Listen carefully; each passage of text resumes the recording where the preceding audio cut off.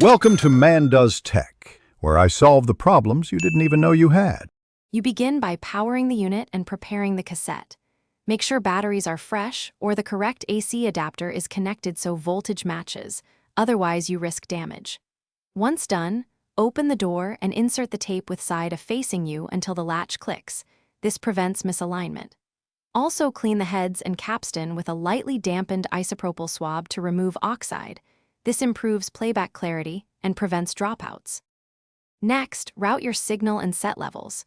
Choose mic, line-in, or radio input and select the correct impedance for the mic if available, because matching preserves tone. Once selected, plug in headphones and monitor while adjusting the recording level so peaks sit near -6 decibels. This gives headroom and avoids clipping. Then arm the machine with the record enable switch and press REC and play together to start. This guarantees sync. To finish, rewind the tape to the start point and press play while listening critically.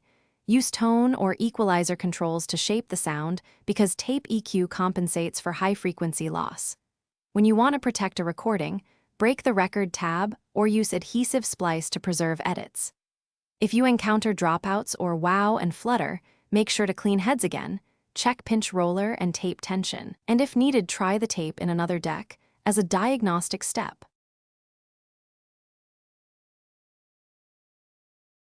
Thanks for watching. If you found this helpful, don't forget to like and subscribe.